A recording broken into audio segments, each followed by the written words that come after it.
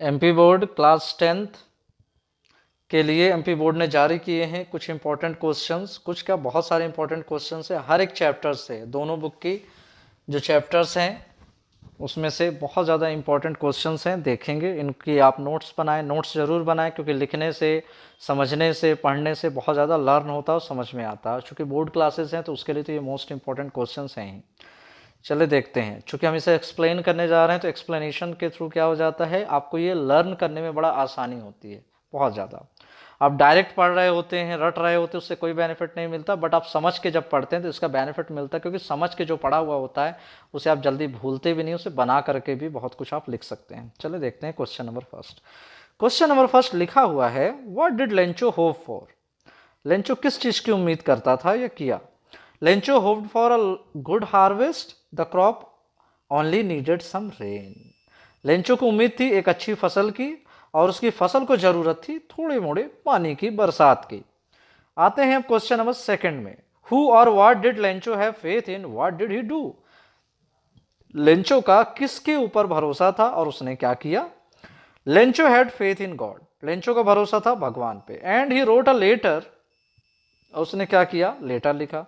Address to God asking for 100 पैसों, पता दिया भगवान का, भगवान के नाम, भगवान को संबोधित करते हुए, और उसमें उसने डिमांड कर दी 100 पैसों की, to buy food and for seeds, जिसमें उसे खाना खरीदना था अपने और अपने परिवार के लिए, और दोबारा फसल बोने के लिए चाहिए थे उसे बीज। अब आते हैं क्वेश्चन नंबर थर्ड में, हु रीड्स द लेटर। अच्छा, लेंचो ने पत्र तो लिख दिया, अब उस पत्र को पढ़ता कौन है। सिंपल सा आंसर है, the postmaster reads the letter, उसे पढ़ते हैं पोस्ट मास्टर साहब। चलें, जो कि अच्छे आदमी होते हैं, लेंचो की नज़र में खराब होंगे लेकिन थे तो अच्छे एक्चुअली में। अब आते हैं क्वेश्चन नंबर 4 में। क्वेश्चन नंबर 4 कहता है, व्हाट मेड लेंचो एंग्री, किस चीज ने लेंचो को नाराज कर दिया, गुस्सा दिला दिया। He was angry because he had demanded 100 पैसोज and he got only 70 पैसोज। भाई उस एंग्री इसलिए हो गया लेंचो क्योंकि उसने मांगे थे 100 पैसोज, एक्चुअली में उससे मिले 70 पैसोज। कोई भी आदमी भाई गुस्सा आएगा तो है ही। क्वेश्चन नंबर 5 है, what does Mandela thank the international leaders for. जो अंतर्राष्ट्रीय नेता आए थे, दुनिया के बड़े बड़े लोग आए थे, किस चीज के लिए नेल्सन मंडेला जी ने उन्हें धन्यवाद दिया। Mandela thanks the international leaders to be present on the occasion to witness victory for justice, for peace and for human dignity. तो नेल्सन मंडेला धन्यवाद देते हैं तमाम उन अंतर्राष्ट्रीय लीडर्स को, क्योंकि वो उनके देश में, उनकी धरती में उपस्थित हुए, प्रेजेंट हुए। किस अवसर पे, उस अवसर का, उस विजय का गवाह बनने के लिए जो न्याय के प्रति थी, शांति के प्रति थी, इंसान की प्रतिष्ठा इज्जत के प्रति थी, सच्चाई के प्रति थी। क्वेश्चन नंबर 6 में आते हैं, why were the two national anthems sung. दो नेशनल एंथम, राष्ट्रगान क्यों गाए गए। The Republic of South Africa had two major constituents. अब जो साउथ अफ्रीका है उसमें दो बड़े बड़े कॉन्स्टिट्यूशंस थे, उनके संविधान थे। कैसे थे, पहले अपार्थेट के द्वारा, फिर इन्होंने जो बनाया वो अलग। The black and the whites, it was appropriate and showed that the two communities were to live together peacefully. अच्छा, दो तरह के नेशनल एंथम्स का गाना ये दर्शाता था कि दो बड़ी कम्युनिटीज एक साथ रह रही हैं और वो भी शांति से रह रही हैं। भाई गोरों के पास जब पावर थी तो उन्होंने ब्लैक्स के साथ बहुत अत्याचार किया, बहुत सताया, मारा, काटा, छोड़ा नहीं। लेकिन जब पावर आई ब्लैक्स के पास तो उन्होंने इसका बदला नहीं लिया, उन्होंने इंसानियत का एक बहुत बड़ा परिचय दिया कि देखो तुमने हमारे साथ गलत किया था जब थी पावर तुम्हारे पास, अब है पावर हमारे पास तो हम नहीं करेंगे गलत तुम्हारे साथ। तो उन्होंने ये दिखाया, ये दर्शाया, बताया। फॉर गेटिंग द पास्ट, अतीत को भूल गए। एक देखो, लड़ाई झगड़ा दंगा फसाद से कभी किसी का भला नहीं होना। आप लड़ते रहो, मारते रहो, आप उन्हें मारो, वो आपको मारेंगे, कभी इससे शांति नहीं होगी। अगर शांति चाहते हैं तो अतीत को भूलना ही पड़ेगा, यही दुनिया की सच्चाई है। आप इतिहास उठा करके देखें, बहुत सारी कंट्रीज ने ऐसा किया है। अगर उन्हें शांति से जीवन व्यतीत करना है तो लड़ाई झगड़े में कुछ नहीं रखा है, ये बात सच है। हमें बहुत ज़्यादा अपने गुस्से पे काबू रखने की भी ज़रूरत होती है। इसी बात पे आते हैं क्वेश्चन नंबर 7 पे। क्वेश्चन नंबर 7 कहता है, what does courage mean to Mandela. Mandela के हिसाब से साहस क्या था। According to Mandela courage is victory over fear. भैया साहस तभी आएगी जब आप अपने डर के ऊपर विजय प्राप्त करेंगे। Why was the young seagull after to fly. अब धीरे हर चैप्टर के इसमें क्वेश्चन आंसर्स है जो बेसिक है, इंपॉर्टेंट है, मोस्ट इंपॉर्टेंट है, उनको है। आपको सिर्फ यही नहीं पढ़ना, इसके अलावा आपको और भी चैप्टर्स के क्वेश्चंस पढ़ने हैं, उसके लिए और अलग चैप्टर्स के जो वीडियोस हैं हमारे, आप उन्हें देख सकते हैं। बट एक ओवरव्यू के थ्रू इनको पहले लर्न कर लेंगे तो इससे बेनिफिट होगा कि कम समय में आपके ज़्यादा चैप्टर्स को आप कवर कर पाएंगे। ठीक है, चले अब आते हैं अगले क्वेश्चन में। Why was the young seagull afraid to fly. अच्छा, जो यंग सीगल था, एक छोटा सा पक्षी था, वो क्यों डरता था उड़ने के लिए। The young seagull was afraid to fly because he thought that his wings, wings का मतलब होता है उसके छोटे छोटे पंख, वुड नॉट सपोर्ट हिम। अब था वो बच्चा, उड़ा था नहीं कभी, अब उसे सीखना था। लर्निंग में तो सबको डर लगता है भाई। अब वो इसलिए नहीं उड़ रहा था, डर रहा था उड़ने से, क्योंकि उसे लगता था कि उसके पंख उसकी हेल्प नहीं करेंगे, उसको सपोर्ट नहीं करेंगे, और वो बेचारा गिर के बह जाएगा पानी उनी में, तो सीधे जाएगा समुद्र में। What compelled, compelled का मतलब होता है मजबूर करना। The young seagull to finally fly. ऐसी कौन सी चीज़ है जो उसको कंपेल करती है, मजबूर कर देती है यंग सीगल को अंततः उड़ने के लिए। The sight of the fish compelled him. भाई उसके माँ बाप ने खेला ट्रिक उसके साथ, उसको दिया नहीं खाना कई दिनों से। जब खाना नहीं दिया तो भूख के मारे तरस रहा था। अच्छा, आपको कोई खाना ना दे और आपके सामने बढ़िया बढ़िया स्वादिष्ट खाना वो खाए, और आपके सामने कोई शर्त रख दे, भाई ये करोगे तो मिलेगा, तब आप क्या करोगे? मजबूर होगे। क्योंकि भूख बहुत गंदी चीज है, इस बात को याद रखें। जब इंसान को भूख लगती है तो दुनिया में कुछ अच्छा नहीं लगता। आप उसको सोने के महल में रखो, एक तरफ खाना और एक तरफ सोने का महल। सोने का महल आपको कचड़े के बराबर नजर आएगा, और खाना, भाई जब भूख लगती है तो आदमी सूखा चावल ही खा लेता है। ये कंडीशन होती है। ये तो बेचारा पक्षी है। The sight of the fish compelled him to make a desperate. Desperate means क्या होता है? बेकरार, बेहताश हो जाना। अटेम्प्ट मीन्स कोशिश करना, to fly. At this moment his hunger overpowered his fear. कोई ना कोई एक आपको एम अगर है कुछ करने का, या किसी को कुछ उसको एम करना, तो किसी न किसी तरीके से तो उसको लाइन पे लाना ही पड़ेगा। The sight of the fish, मछली का जो दृश्य था, मछली का जो नज़ारा था, जो उसे खाने को नहीं मिल रहा था, उसने, भूख ने उसे मजबूर किया, उसे बेहताश किया, बेकरार किया, और इस तरह से उसने उड़ने की कोशिश की, और इस तरह से उसकी भूख ने उसके डर के ऊपर विजय प्राप्त की। जब तक भूख नहीं लगेगी ना किसी चीज के, इंसान कुछ करता नहीं। इस बात को याद रखना, जब तक जरूरत नहीं पड़ती किसी चीज के लिए वो आगे बढ़ता नहीं है। क्वेश्चन नंबर 10 में आते हैं।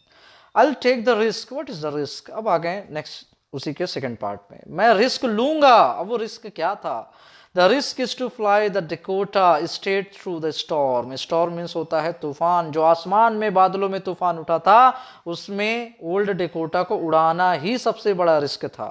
Why does the pilot take risk? अच्छा, जो पायलट था बेचारा, वो रिस्क क्यों लेना चाहता था? भाई क्या दिक्कत थी, क्यों इतना परेशान था, क्यों इसको एकदम रिस्क लेना ही था?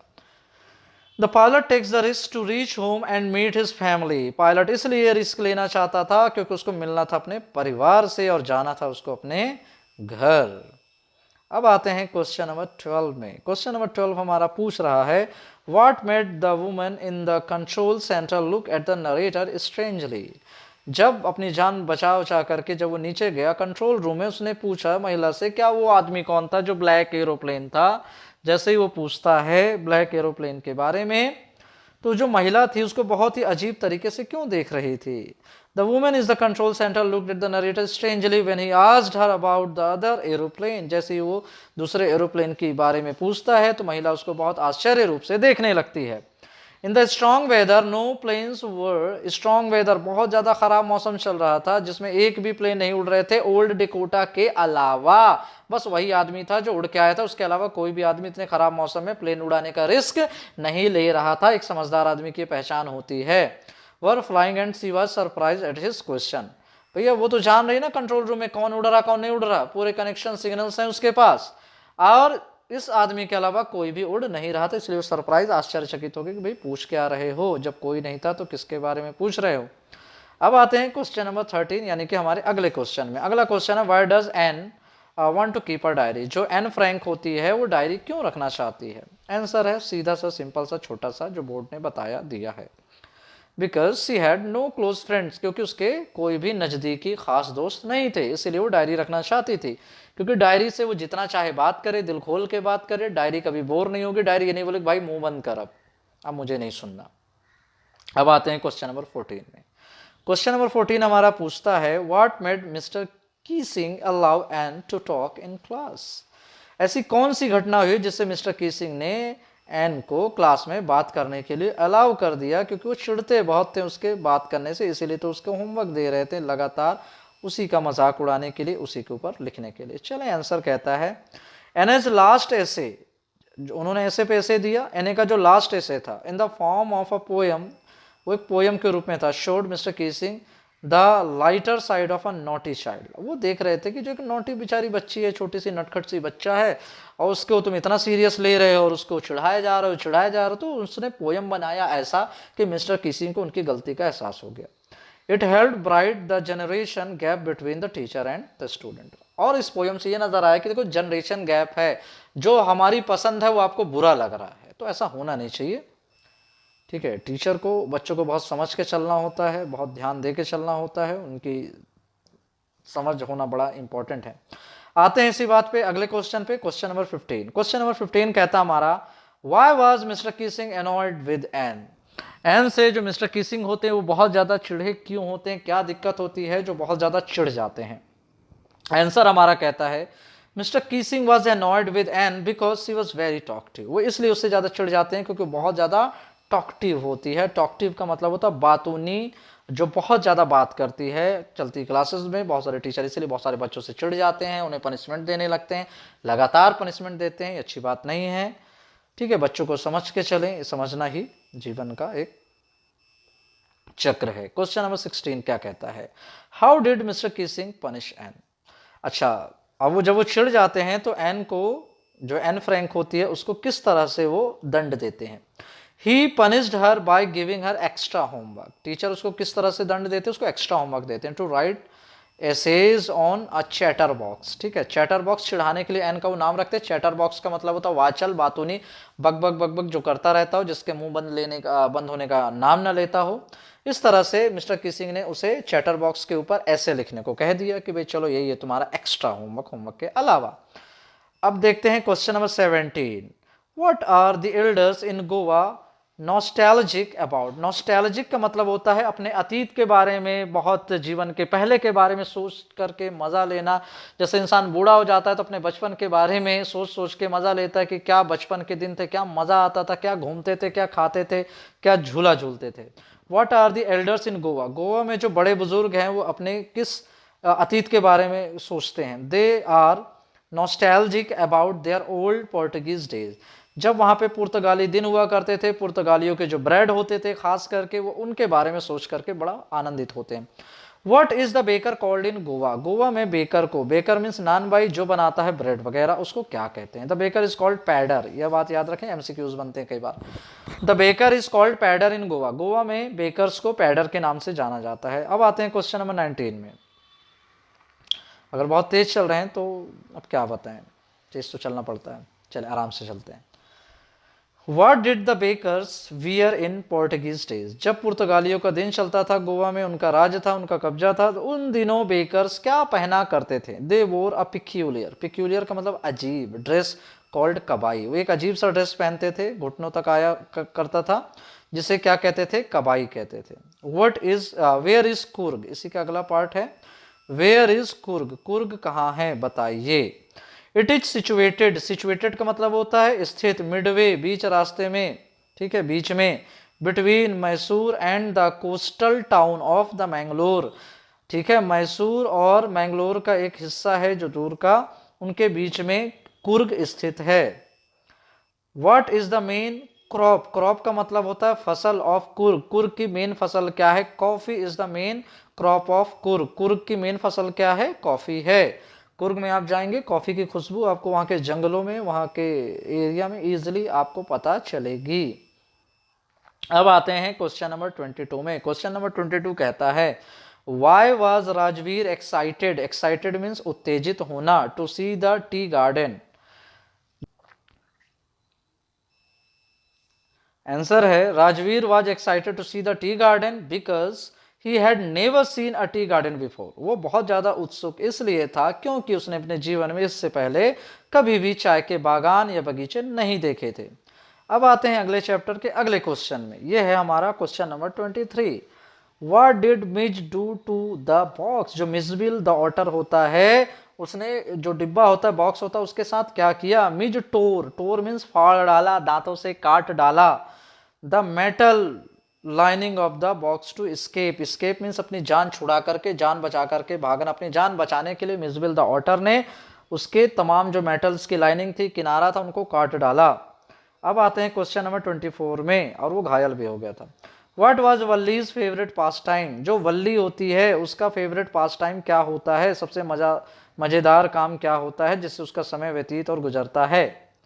आंसर है Valli's favourite pastime was standing in the front doorway of her house and watching what was happening in the street outside. Valli का पास टाइम क्या होता है, खड़ी हो जाती है अपने घर के सामने वाले दरवाजे में और वो देखती रहती है कि बाहर घर के उसके क्या चलता है, उसी में उसको बहुत मजा आता है। चले अगला क्वेश्चन है हमारा question number 25। How can one attain peace of mind according to Buddha. Buddha के हिसाब से कोई भी इंसान मन की शांति कैसे प्राप्त कर सकता है। One who gets rid, rid का मतलब होता है छुटकारा, मुक्ति पाना। ऑफ ग्रीफ, ग्रीफ का मतलब होता है दुख या कष्ट। एंड कंप्लेंट, कंप्लेंट मीन शिकायतें। Can attain peace of mind, वही इंसान मन की शांति प्राप्त कर सकता है जो अपने दुखों से और दूसरों की शिकायत करते करते कि वो ऐसा है, वो ऐसी है, वो वैसा है, उसने मुझे ये बोला, वो मेरे घर के सामने कचड़ा फेंकता है, फेंकती है, वो मुझे मेरी तारीफ नहीं करता। इस बारे में जब तक आप अपने दिलो दिमाग में सबको नहीं हटाएंगे तब तक आप पीस ऑफ माइंड को अटेन नहीं कर सकते हैं। क्वेश्चन नंबर 26 है, अटेन का मतलब प्राप्त करना। Who is Lomo and why does he visit Chubko. जो लोमो होता है वो कौन है और वो चुबको के घर क्यों जाता है, क्यों विजिट करता है। Lomo is a rich landlord, landlord means जमींदार। जो लोमो होता है एक बहुत ही अमीर लैंडलॉर्ड होता है। And he visits Chubkos to ask the hand. अब हमारे पोएम्स के कुछ क्वेश्चन आंसर हैं, इनको भी हम देखेंगे। पोएम्स में है what is a dust of snow. Dust of snow क्या है, तो आंसर है इसका the dust of snow means the fine particles. Particles का मतलब होता है छोटे छोटे अंश, छोटे छोटे टुकड़े। Of flakes of snows, flakes of snow means बर्फ के फाहे, बर्फ की छोटी गिरती हुई बर्फ के छोटे छोटे पार्टिकल्स हैं। He felt refreshed and wanted to enjoy the rest of the day. अब द डस्ट ऑफ स्नो का मतलब क्या होता है, बर्फ के छोटे गिरते हुए फाहे, छोटे छोटे टुकड़े हैं। और जो कवि होता है उन बर्फ जब उसके ऊपर गिरती है तो उसको मजा, उसका आनंद उठाना चाहता है और बाकी का जो दिन है उसे भी वो अच्छे से गुजारना चाहता है मजा उठाते हुए। अब अगला क्वेश्चन है हमारे पोएम का। व्हाट डज द पोएट से has change his mood. Poet कवि जो है वो क्या कहता है कि किस चीज ने उसका जो मूड है वो किस चीज ने बदल दिया। आंसर है the sudden shower. The sudden shower, shower means फुहारा, in the form of the dust of snow change the poet's mood. The poet's mood change from sad to happy. Answer है यहाँ पे जो बर्फ का फुहारा उसके ऊपर गिरता है, जो हैमलॉक ट्री पे बैठा हुआ कौवा उसके ऊपर गिरा देता है अननोइंगली, जिसकी वजह से कवि का जो मूड होता है वो बदल जाता है, दुखी से वो खुश हो जाता है। अब हमारा यहाँ पे अगला क्वेश्चन है क्वेश्चन नंबर 3 पोयम का। What does fire stand for in the poem. Poem में फायर किस लिए किसका प्रतीक है, किसके लिए उसको यूज किया गया है। फायर स्टैंड्स फॉर हेट्रेड, इस बात को याद रखें, एमसीक्यूज इससे बनता है। Fire stands for hatred in the poem. कविता में फायर किसका पर्याय है, किसका प्रतीक है, नफरत का। क्वेश्चन नंबर 4 कहता है what does ice stand for in the poem. इन दो क्वेश्चन में बड़ा कंफ्यूजन होता है स्टूडेंट्स को कई बार, ठीक है। जो आइस है वो कविता में किसका प्रतीक है, आइस स्टैंड्स फॉर डिजायर, बहुत ज्यादा तीव्र इच्छा का वो प्रतीक है। नेक्स्ट पोयम का हमारा क्वेश्चन है क्वेश्चन नंबर 5। क्वेश्चन नंबर 5 पूछता है how does the tiger terrify the villagers. जो टाइगर होता है, शेर होता है, टेरिफाई मीन्स डराना, आतंकित करना, भयभीत करना। गांव वालों को किस तरह से आतंकित करता है, डरवाता है। द टाइगर टेरिफाइज अब एक बात याद रखें, अगर क्वेश्चन डज में पूछा है तो मैक्सिमम टाइम पे आपको जो वर्ब है उसको वर्ब का एस वाला फॉर्म में चेंज करना होता है। अगर क्वेश्चन डिड में पूछे तो यहाँ पे वर्ब सेकंड फॉर्म हो जाए, क्वेश्चन डू में पूछे तो अकॉर्डिंग टू सब्जेक्ट ये वर्ब का फर्स्ट फॉर्म होगा। छोटा सा ट्रिक है, बाकी तो समझ के ही आपको लिखना है। The tiger terrifies the villagers by baring his white fangs, his claws and making angry sounds. ठीक है, अब जो टाइगर है वो कैसे आतंकित डरवाता है, अपने सफ़ेद सफ़ेद जो जहरीले उसके दांत होते हैं, उसके पंजे होते हैं, उसकी जो दहाड़ होती है गुस्से वाले, उससे वो गांव वालों को डरवा देता है। कोई भी डर जाएगा भाई, शेर की दहाड़ होती है बड़ी खतरनाक। ओके, क्वेश्चन नंबर 6 कहता है हमारा, what does the tiger stare at in the night. What does the tiger stare at in the night. इस बात को याद रखें, स्टेयर का मतलब लगातार देखना या घूरना। रात को जो शेर होता है किस चीज को लगातार देखता है या घूरता है।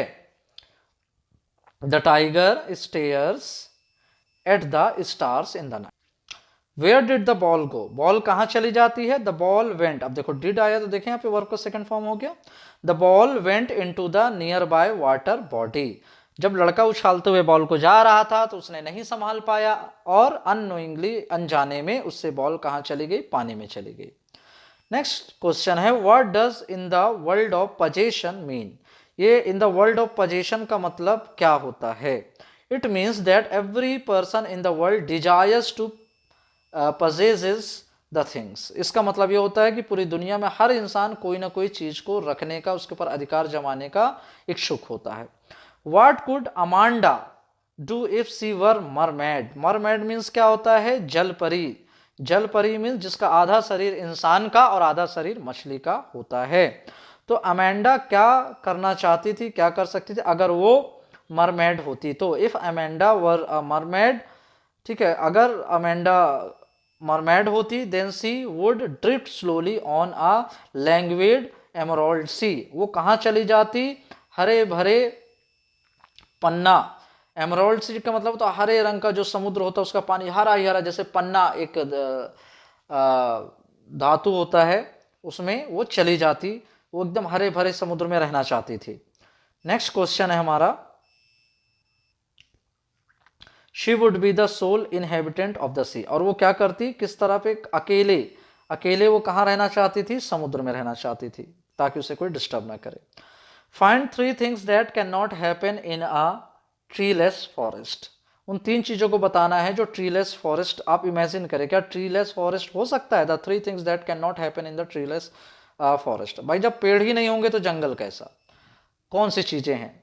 The sitting of a bird on trees, भाई जब पेड़ ही नहीं होगा तो पक्षी कहाँ से होंगे जो उस पर बैठेंगे। द हाइडिंग ऑफ इंसेक्ट्स, और जब पेड़ ही नहीं होंगे तो कीड़े मकोड़े कहाँ पे छिपेंगे। The sun burying its feet in the shadow of the forest, जो जंगल के पीछे जाकर के जो सूर्य होता छिप जाता है, वो भी आपको देखने को नहीं मिलेगा ट्रीलेस फॉरेस्ट में। जब ट्री नहीं तो फॉरेस्ट कैसा। नेक्स्ट क्वेश्चन है, what are the trees in the poem. अच्छा, कविता में ट्रीज क्या हैं, where are the trees in the poem. कविता में पेड़ कहाँ हैं। In the poem the trees are located inside the poet's house. कविता में जो पेड़ हैं वो कवि के घर के अंदर हैं। दो they should be outside in the forest, यद्यपि इसके बावजूद भी वो कहाँ हैं, जंगल के बाहर हैं। Okay, what does the poet compare the branches of the trees to. जो लेखक है उसने पेड़ों की जो शाखाएं हैं उससे किस चीज की तुलना की है। द पोएट कंपेयर्स, अब देखें यहाँ पे डज से क्वेश्चन है तो यहाँ पे कंपेयर्स है, एस वाला। The poet compares the branches to patients who were newly discharge from the hospital.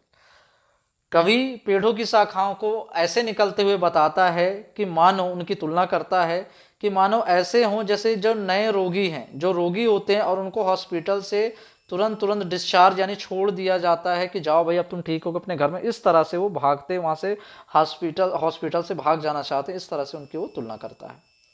Next question है हमारा, what does the poet Sandberg think the fog is like.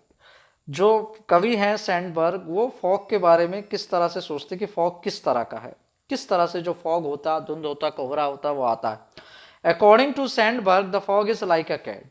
Sandberg के हिसाब से जो फॉग होती है वो बिल्ली की तरह होती है। How does the fog come, fog कैसे आती है। Fog comes on little cat feet, वो इस तरह से आती है जैसे दबे पांव छोटी सी बिल्ली आती है। नेक्स्ट क्वेश्चन है हमारा, what is the colour of young women's hair? जो नौजवान महिला है उसके बालों का रंग कैसा है, ये अगले पोयम का क्वेश्चन है। The young woman's hair is of yellow colour, उसके बालों का रंग है पीले रंग का।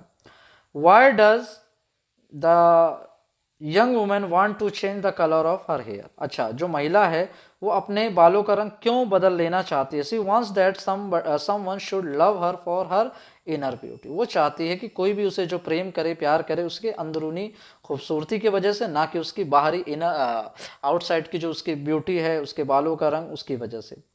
What did the custard do at last? Last में कस्टर्ड क्या करता है? At last the custard cries for a nice safe के। जो कस्टर्ड होता है वो बहुत ज़्यादा डरपोक होता है अकॉर्डिंग टू पोयम, बट होता नहीं एक्चुअली में ऐसा।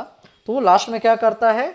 नाइस सेफ केज के लिए, भाई मुझे चाहिए सुरक्षा, उसके लिए वो रोता है।